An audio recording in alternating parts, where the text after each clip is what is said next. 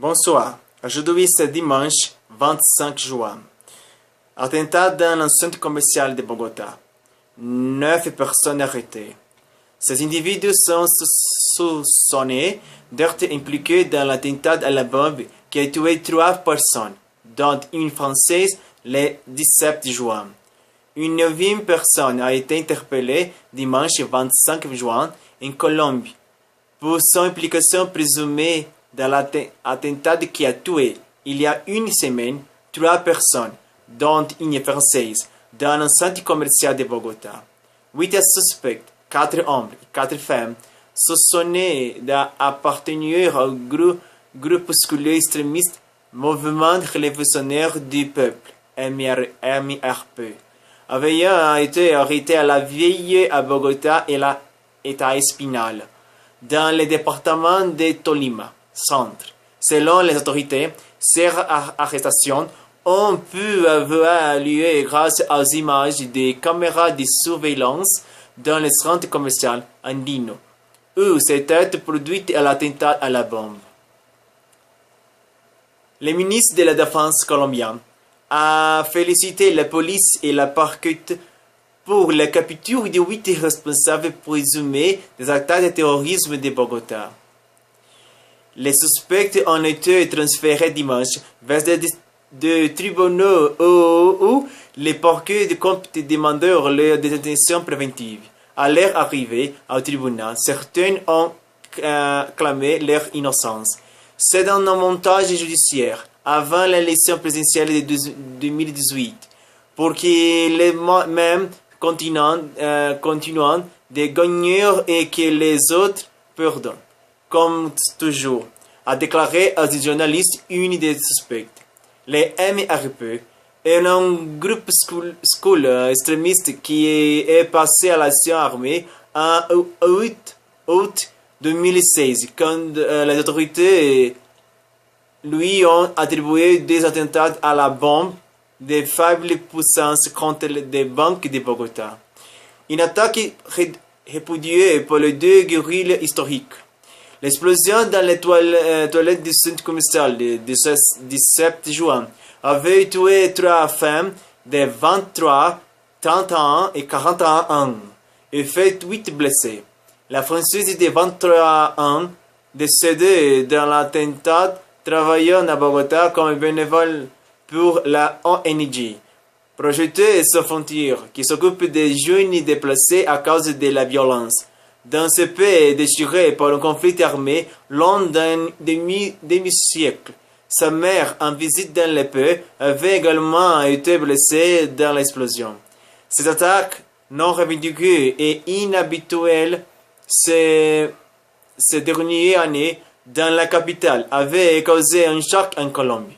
En plein chemin vers la paix avec ces 2 guerrilles, les forces armées révolutionnaires du Colombie, FARC, avec lesquelles un accord a été signé en novembre, et la Armée de la Libération Nationale, LLN, avec laquelle des négociations sont en cours. Les 2 guerrilles avaient condamné immédiatement cette attaque, disant suspecter des opposants au processus du pays d'être les entre les instigateurs. Je pensais que la situation en Colombie était la paix avec la décision de la FARC et d'autres guerrilles a décidé d'abandonner les armes. Mais je veux que je suis mal à penser cette situation parce que la guerre en Colombie continue, non? Et malheureusement, le peuple de Colombie, la population souffrait durant un siècle, non? Demi-siècle. La violence en Colombie, les attaques terroristes en Colombie. Et de nouveau, autre attaque terroriste à Bogota Tres personnes innocentes et tuées, 8 blessés. J'espère que la justice colombienne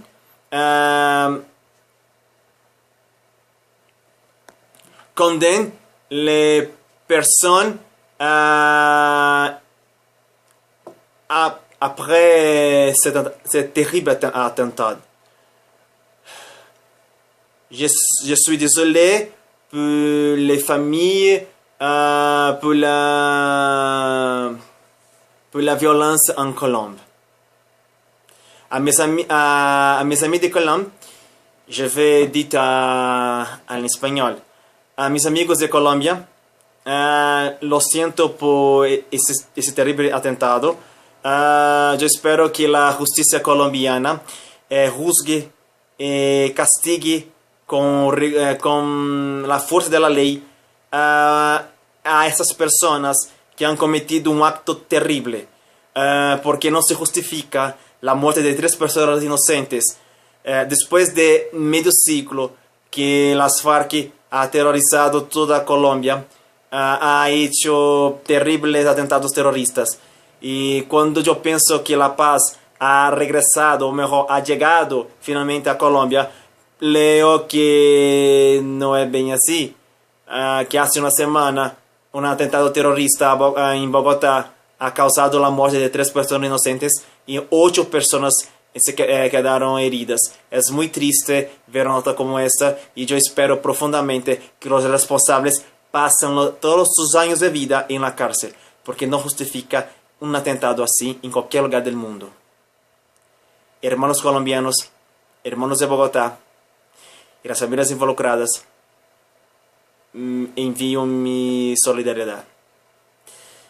Merci beaucoup pour regarder ma nouvelle vidéo. Si vous voulez voir apprendre français ou parler avec moi en français, venez ici à Classe Parle de l'Idiomas où nous pouvons faire des leçons par Skype en quelques lieux dans le monde. Partagez cette vidéo avec ta famille, tes amis, à tout le monde. J'aime ma page sur Facebook. Je vais attendre de 100 j'aime, s'il vous plaît, aidez-moi. Abonnez-vous à ma chaîne sur YouTube. C'est très important pour moi. C'est ma motivation de faire vidéo chaque jour.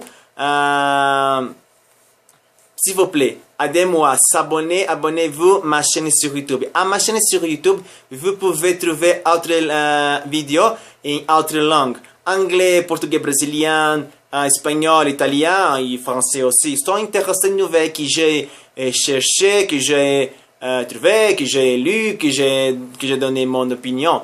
Sont intéressantes nouvelles. Commentez mes autres vidéos, partagez mes autres vidéos, j'aime mes autres vidéos. D'accord, mes amis?